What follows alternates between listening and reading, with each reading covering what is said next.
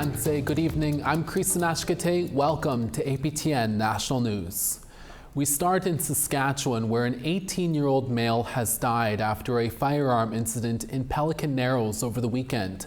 Pelican Narrows RCMP responded to a report about a young man seriously injured early Saturday morning.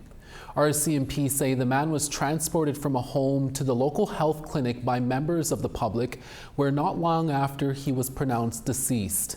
RCMP have not released his name but say his family was notified. Saskatchewan RCMP Major Crimes, along with the Historical Case Unit and Forensic Identification Section, are assisting Pelican Narrows RCMP with the investigation. A 13-year-old boy has died and a 17-year-old has been arrested over the weekend in a First Nation in northern Manitoba. According to RCMP, last Saturday afternoon, Mounties answered a call to a home in Pimichikamak Cree Nation where a 13-year-old boy had been shot. He was taken to the nursing station and later pronounced deceased. A 17-year-old who was at the home at the time of the shooting was arrested and charged with manslaughter. RCMP says the investigation continues this week and there are no additional suspects. In a statement, Pimichikamak Cree Nation Chief David Monias said, "Our community is deeply saddened by this loss. We are placing our trust in the police to conduct a thorough investigation and provide answers. Out of respect for the family and loved ones, we must allow them the space to grieve during this difficult time." Chief Monias is asking for privacy for the families involved. Manitoba RCMP have recently found human remains in a First Nation in northern Manitoba. Police say partial skeletal remains have been found near Tatasquayak Cree Nation in Manitoba. On Friday, Thompson RCMP officers visited a spot on the shore of Split Lake, which is currently at a lower than normal water levels. RCMP say the remains found in the sand are believed to be historical in nature. RCMP will now investigate with the assistance of an anthropologist. The chiefs of 8 First Nations with the Southern Chiefs Organization are calling for an emergency summit to hold a non-confidence vote against their Grand Chief. In a letter to SCO, Grand Chief Jerry Daniels, dated August 18th, the 8 chiefs claim Daniels acted outside his scope of authority when he signed a memorandum of understanding with Manitoba Métis Federation President David Chartrand last week. The chiefs who signed the letter said they had no knowledge of the MOU, nor were they provided with documents before or after it was signed. The MOU says the SCO will work with the MMF over 5 years on an economic development strategy. As of airtime, APTN has not heard back from SCO.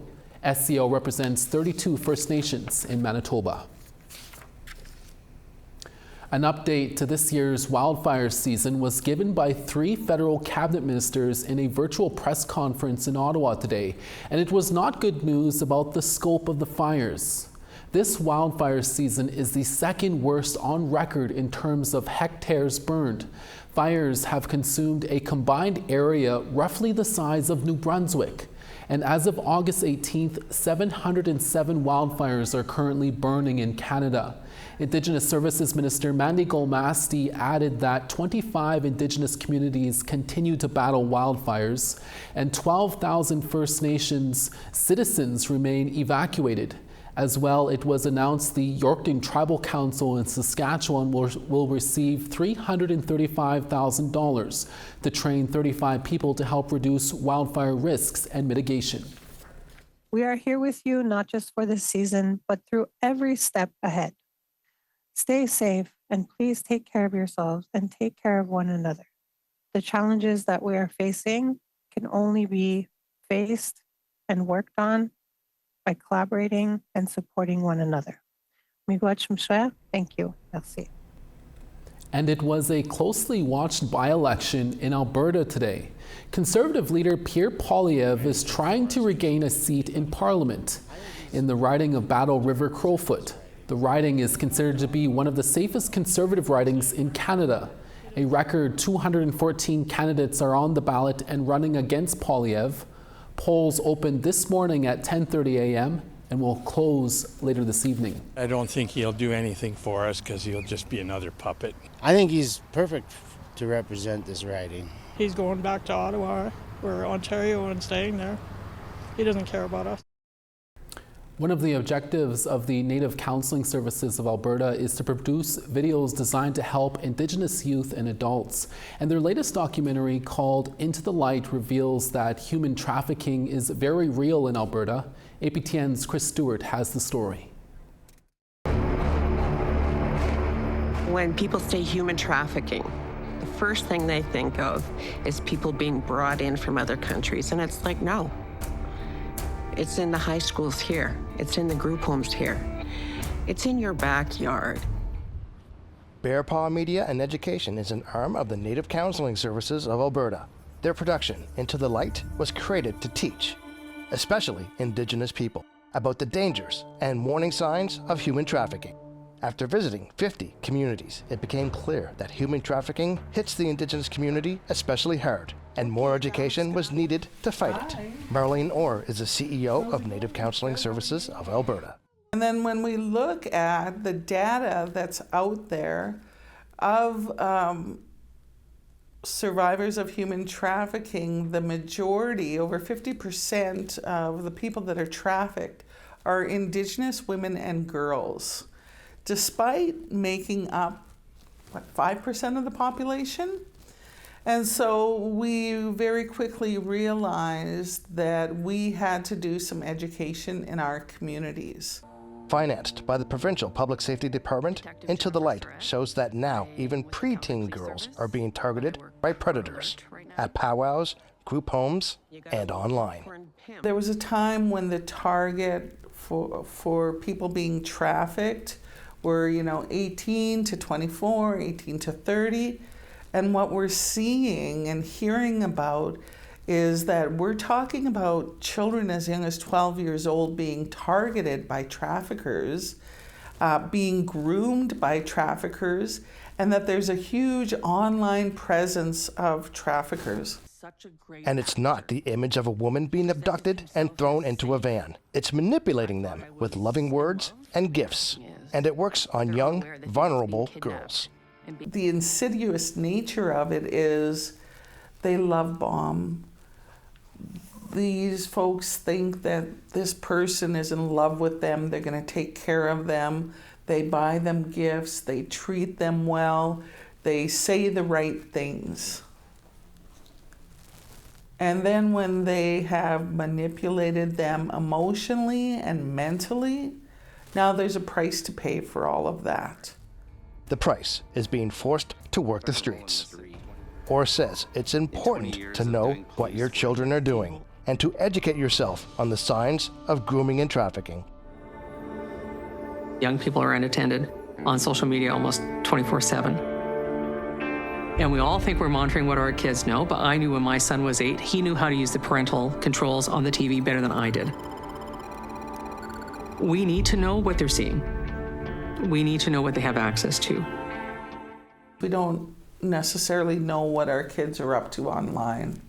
I think that's really important for parents to really familiarize themselves with the signs of someone being trafficked, and to really work on that relationship with their child, so that they can be aware of who's talking to them about what.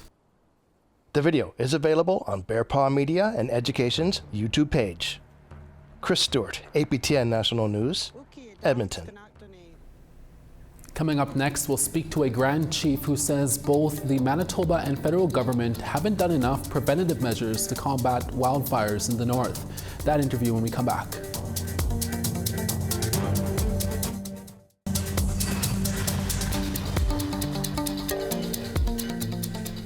Welcome back. 4 First Nations in the Island Lake region of Manitoba have been deeply impacted by wildfires this year. There is currently an out-of-control wildfire in the area, almost 40,000 hectares in size. Thousands of residents were evacuated in early July, and some started to return home last week. The chiefs of St. Teresa Point, Wasagamak, Garden Hill, and Red Sucker Lake have all called on the government to invest more in wildfire prevention. They are represented by Ashinanu Okinawan Grand Chief Alex McDougall. He joins us now. Thanks for joining us in studio, Grand Chief McDougall. My first question is, can you tell us a bit about how First Nations in the Island Lake region have been impacted by Manitoba wildfires this year? I hear bridges have been destroyed and some communities have been evacuated multiple times. Yeah, thank you for having me today. The fire evacuations, particularly this year, have been taking quite a big impact on our communities, particularly from our area, Island Lake, and the 4 Hanshininu communities that are located in that area. Garden Hill, Hansinu Nation, St. Teresa Point, Hansinu Nation, Wasagamak, Hansinu Nation, and Red Sucker Lake, Hansinu Nation. The evacuations this summer particularly saw roughly over 6,000 of our members being evacuated as a result of the smoke being affecting our communities, and of course fire threatening our communities. So it's had a substantial impact on our communities, our members, and of course our leadership, and the lack of resources that have obviously become very painfully obvious that there are some resources that are needed in our region to sort of combat those annual forest fires that we see in our area. This year, through climate change and perhaps even industry, have contributed, I think, to the dry conditions that we've seen in Manitoba and in Canada.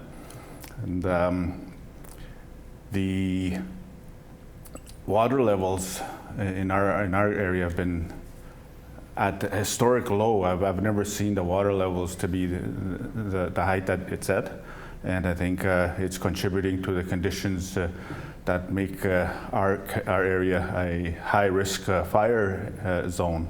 Mm-hmm. Grand Chief, this summer is, from what we can tell, the worst wildfire season in Manitoba since they began recording wildfires 30 years ago. Mm-hmm. More than 1 million hectares gone so far. Do you think all levels of government could have been better prepared, and if so, how? Absolutely, absolutely. I think going back from my recollection, 2017, I was currently chief for my community of Wasagamak. We also faced a similar evacuation of our community as we've seen this summer with Garden Hill and Hansinu Nation, where there was a complete evacuation called, and essentially families being uprooted from their homes, running from the fire, and the governments and their response. This is what I believe to be still happening, is that there's really no proactive approach to fire suppression. They react more or less, and spending a lot of resources in the evacuation process. I think in the neighborhood of 650 million annually, and just shy of 2 million in responses. And I think that needs to change. We need to flip that around and have more investments in our communities where we're allowed to build capacity locally and be able to respond to these fires before they get out of hand. Is there anything the First Nations can do to help train local band members in how to build fire breaks, for example, or train them how to be firefighters? Mm-hmm. Yes, but before I answer that, I'd like to give a shout out to one of our trained firefighters who happens to be from Garden Hill, Daphne Munias. Parents are Susan and Vandell Harper from Garden Hill. She's been fighting these forest fires alongside resources that are being deployed from Mexico and other areas to help with the fires. So I'd like to commend her and all of the firefighters that have responded to the crisis, and encourage our community members to take opportunities where there is training to allow us to develop those skills locally. So yeah, the conditions is something that I think our leadership are seeing very clear now, that we need to have additional critical infrastructure being brought into our community so that we are able to plan for these seasonal events, and we're only seeing that increase as far as the forest fires. So we don't have any all-weather road system coming in that would allow, should we be able to escape dangerous situations using that critical infrastructure. There is no hospital in the Allen Lake area, where you have a population of some 15,000 people, and yet when you compare that population size to other rural populations, they have all of that critical infrastructure. The only difference there is most of them are non-First Nations communities. Mm-hmm. Assassinu Okinawan recently put out 5 demands of the federal and provincial government in regards to wildfire response, including the need for a national Indigenous fire strategy. Can you tell us more about this really briefly? Yeah. We're calling on all levels of government, federal and provincial, to work with our community leadership in a tripartite process, where we hope that governments can utilize our knowledge of our territory in developing a comprehensive fire suppression program that would hopefully see support and continued investment by federal and provincial governments. I think it's critical that when you're planning for programming and service delivery in an area, it's important that the communities are also part of that process. And being part of that process is simply having us at that table and us being involved in those discussions, and more importantly, the planning and the resourcing that we would need to be able to effectively have a fire suppression program with Canada and the province. Grand Chief, we'll have to leave it there. Thank you for your time. Thank you for having me. Ribbon skirts have become a hot commodity all over social media. And coming up next, we'll introduce you to some of those designers. We'll be right back.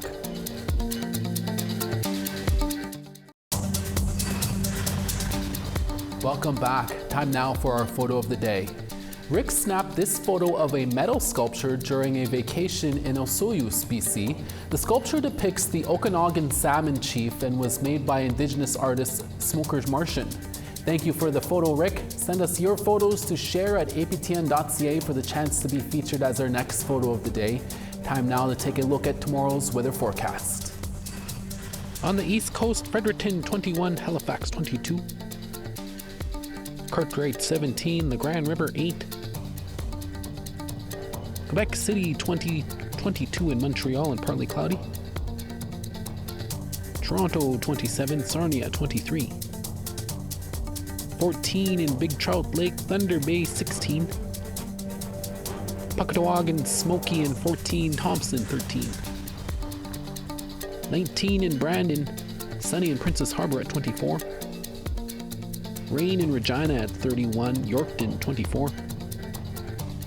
18 in Meadow Lake, La Ronge 13. Showers in High Level at 17, sunny in Fort Chipewyan at 14. 29 in Lethbridge, Medicine Hat 30. 22 in Kamloops, Penticton 23. 13 in Sandspit, rain in Prince Rupert at 16. 9 in Beaver Creek, Mayo 20 and sunny. 12 in Fort Simpson and rain, Wati 17. Tuktoyaktuk 5, Palatuk 10. Whale Cove 10, Chesterfield 13. In the Iqaluit 5, Igloolik 6. No matter where you scroll, ribbon skirts and Indigenous designers have been popping up across social media, and one fabric store in Winnipeg has been growing in popularity for designers. Recently, Marshall Fabrics has been offering a large variety of Indigenous design fabrics. Our Julia Ross spoke with designers in the community. This is where it all started. Coming here, it just amazes me when I first walked in through these doors. I'm like, wow, like I never seen so much fabric in my life, and it's just like there's just so many ideas, and I'm very welcomed here. With a demand for Indigenous pattern fabrics growing, a store in Winnipeg has emerged as the place to be for ribbon skirt designers. Marshall Fabrics has a large variety of designs for the community. Erin Kemble manages the store. She says their collection has been a win-win for everyone. I think they've been good for both us and the designers, and for us it's just a way for us to showcase and celebrate our customers. Tyler Moody is one of the many artists to begin their fashion designing journey at Marshall's. People like recognize me. It's like, oh, that's that native guy that makes ribbon skirts. So I was like, okay, well, I guess that's who I am known as now. So within that, I'm just like, really proud to like hear that. Moody is from Nelson House Cree Nation in northern Manitoba. He says that he is proud of the community he comes from and wants to inspire youth. As a man for myself, like it's really rare to find someone doing this work. So for me to be breaking those barriers to show not only myself as a man, but for those younger male and youth who also want to do the same thing. Olga Roskoff is also a designer. She began working at Marshall's 27 years ago. She's been sewing for 45. 2 years ago, her sister suggested getting into the ribbon skirt business.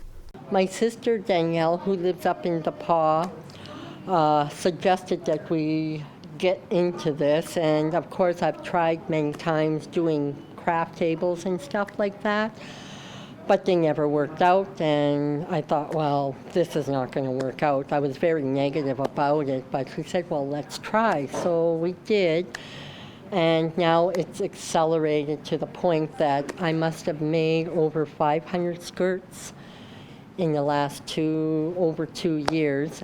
Now, her and her sister run their two businesses, Clanware and OG Creations. My two younger sisters, they do the ribbon work. They iron the ribbons all on, and then I put them together.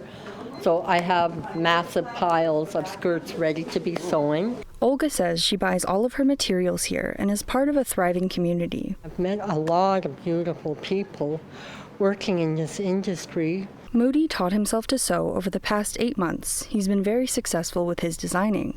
So much so that he is now teaching young people how to design and sew their own ribbon skirts and dress shirts with ribbons. So many well-gifted and talented youth that want to be heard and seen. So within that, I continue to spread that awareness for them, and just to know that they do really matter, because there's days on days where they just don't know if they matter. He says that when he designs, he feels connected to home. Within my creations, what I do is that it has so much meaning behind it, because my grandparents are with me every time I create something. I feel that there's always something with me. Moody believes that people should continue to teach the youth designing and traditions. For the men who want to sew, I feel that you need to carry this tradition on, because this is who we are and this is where we come from, is that we were only taught hand sewing back in the days. Indigenous-inspired fabric designs have inspired more artists and more youth to upgrading their sewing skills. Julia Ross, APTN National News, Winnipeg. That's your evening newscast for this Monday. Your daytime newscast is back tomorrow at 12 p.m. Winnipeg time. Hi, miigwech masicho. Thank you for watching. We'll see you again next day.